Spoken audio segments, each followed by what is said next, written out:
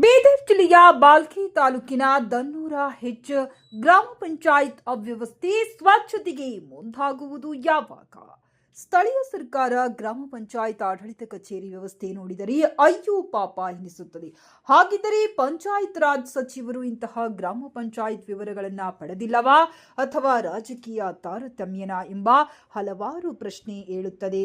ಇದೊಂದು ಗ್ರಾಮ ಪಂಚಾಯತ್ ಅಲ್ಲ, ಹಲವಾರು ಪಂಚಾಯತ್ ಉತ್ತರ ಕರ್ನಾಟಕದ ಭಾಗದಲ್ಲಿ ಇದಕ್ಕೆ ಪೂರ್ವ ತಯಾರಿ ಮಾಡಿಕೊಂಡು ನೂತನ ಪಂಚಾಯತ್ ನಿರ್ಮಾಣಕ್ಕೆ ಮುಂದಾಗುವುದು ಯಾವಾಗ? ಯಾವುದೇ ಅನಾಹುತ ಆಗಿಲ್ಲ ಆದರೆ ಯಾರು ಹೊಣೆ? ಪಂಚಾಯತ್ ಸಿಬ್ಬಂದಿ, ಅಭಿವೃದ್ಧಿ ಅಧಿಕಾರಿ, ಶಾಸಕರು, ಜಿಲ್ಲಾ ಉಸ್ತುವಾರಿ ಸಚಿವರ, ಜಿಲ್ಲಾಡಳಿತವ?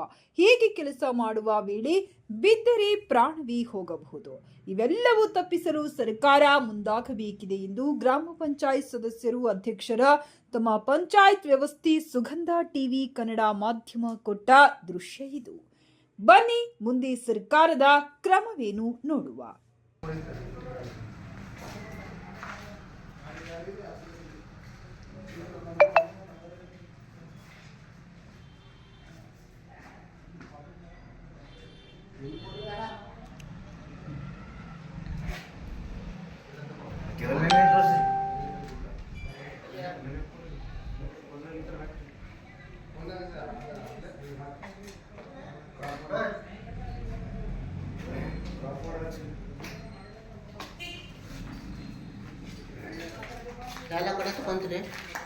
ಎಲ್ಲ ಕಡೆ ತಗೊಂಡು ಅಲ್ಲೇ ಮಾಡಿ